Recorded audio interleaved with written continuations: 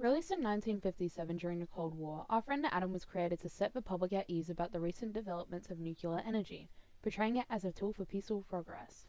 This was done by employing analogies to convey the dual nature of atomic power. In contrast, Education for Deaf, created in 1943 during World War II, used visual and language techniques to explore the dehumanizing effects of Nazi propaganda, to invoke fear towards Nazi Germany and a sense of urgency in its audience. Both films demonstrate the power of media in influencing public opinion. Our Friend Adam and Education for Deaf both implement analogies, contrast, and juxtaposition into their films to convey detailed messages, influencing how they perceive social, political, and scientific matters. Both Our Friend Adam and Education for Deaf utilize analogies to illustrate power and influence, simplifying complex ideas to reinforce their messages and shape audience perception of the context and purpose of the text through familiar narratives and concepts. Analogies are frequent in Our Friend Adam to display the capability and influence of the genie, aka nuclear power. This is done by employing intertextuality using a familiar fable of the fisherman and the genie, which communicates to the audience the US's desire for support regarding their recent nuclear usage. The discovery of the strange vessel by the fisherman is used as an analogy for the discovery of power of the atom, while the genie represents the incredible power. This relates to the discovery of nuclear power as advancements in the US were made for those three wishes. This shapes the audience's perception of the US's stance on nuclear energy, attempting to encourage support on the matter. This analogy introduces the concept that the genie is a neutral party, as responsibility lies within the fisherman and how he utilizes the power he is given. It's up to humanity to use the power of atomic energy ethically and with caution. By framing atomic energy in this allegorical context, the story aims to make the audience aware of the potential dangers and opportunities that come with it. This analogy helps people understand the complex scientific concepts in a more accessible way. Within the fable, the fisherman is not implied to be a passive character. He actively tries to manipulate the genie for humanity's benefit. This scene reflects the metaphor of putting the genie back in the bottle, symbolizing the challenge of controlling powerful forces once unleashed.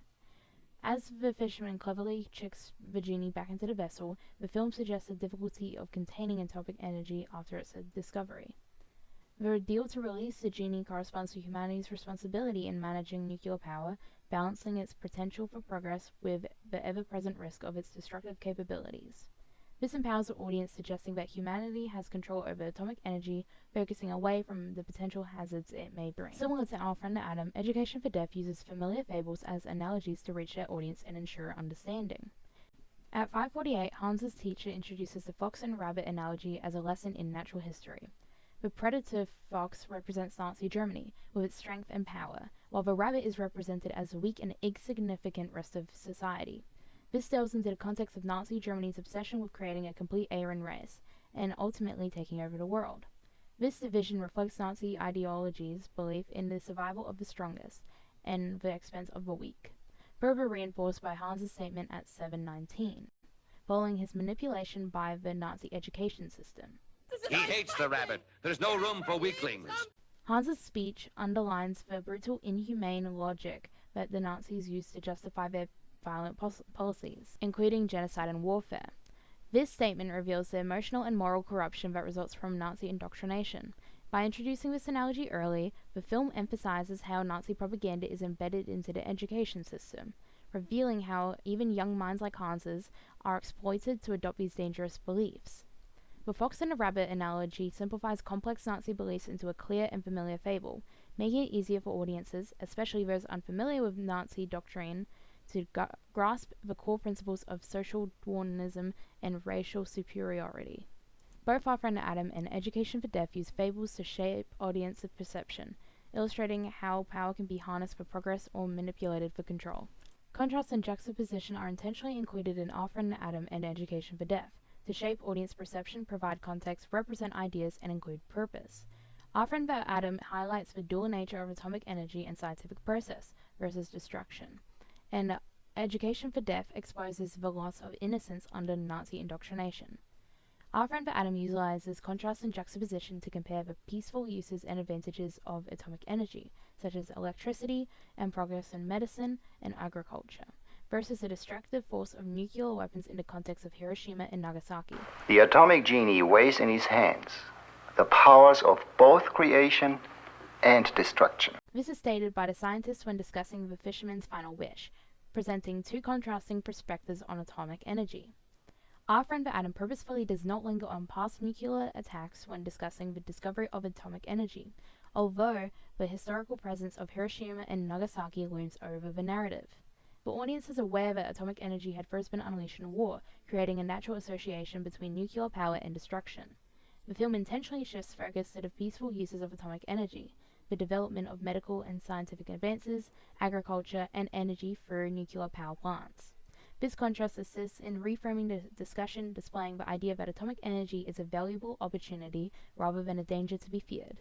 By juxtaposing the past with a hopeful future, Our Friend the Atom attempts to shift public perception with intentions to encourage trust in nuclear power and ease public concerns regarding Cold War tensions. Both Our Friend the Atom and Education for Deaf utilize contrast and juxtaposition to shape public perception. However, different techniques are used. While Our Friend the Atom seeks to reframe atomic energy as a force for progress rather than destruction, Education for Deaf uses stark visual and narrative contrasts to expose the dangers of Nazi indoctrination, evoking fear and urgency in its audience. Contrast and juxtaposition are presented in Education for Deaf in both visual techniques and thematic storytelling, unlike Our Friend the Atom. This is intended to convey stark contrasts of Hans's initial childlike innocence to his transformation into a soulless Nazi soldier. This is seen at 6:18 where the narrator retells Hans's response to his teacher. He said, "The poor rabbit. Is he out of his mind?" The narrator states what seems to be an internal monologue for Hans as he reflects and worries about what the Nazi German leaders may think of his answer. Immediately after, his classmates display how a soon-to-be Nazi soldier should act, displaying no pity for those weaker. It is then that Hans's innocence is stripped away by the propaganda of the Nazis' education system, utilizing both visual techniques in the animation and storytelling to reveal Hans's first step into being taken over by the Nazi way. As the film continues, Hans is seen to be slowly indoctrinated into being the perfect Nazi soldier, as the animation reveals his initial expressive and soft facial features, transforming into a colder, rigid face, lacking any emotion. Juxtaposing his individuality in the beginning with his eventual loss of self in the Nazi regime. By juxtaposing Hans's early childhood innocence with his ultimate dehumanization, the film creates an unsettling effect, evoking both sympathy and fear. His transformation from a unique child to just another faceless soldier reflects the unnatural and dangerous nature of Nazi ideology. This aligns with the context in which the film was created as a part of the United States' wartime propaganda efforts during World War II.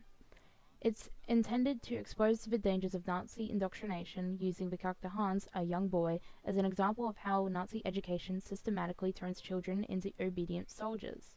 This content attempts to justify the United States' fight against Nazi Germany, creating a source of urgency and moral duty in the audience while reinforcing the importance of defeating fascism.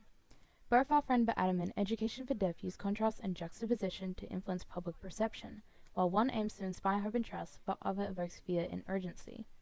With both films being released at the height of similar international conflict, Our Friend the Atom and Education for Deaf both effectively utilize analogies, contrast, and juxtaposition to shape public perception and convey their distinct messages. By manipulating these techniques, both films aim to guide the audience's understanding, either by encouraging trust in new technologies or by evoking fear and moral duty to fight against and disagree with oppressive ideas. Ultimately, the strategic use of analogies and contrasts in both films highlights how storytelling can both inform and persuade, shaping societal values and political beliefs in profound ways. In the end, both Our Friend the Atom and Education for Deaf serve as powerful examples of how media can drive context and also shape context.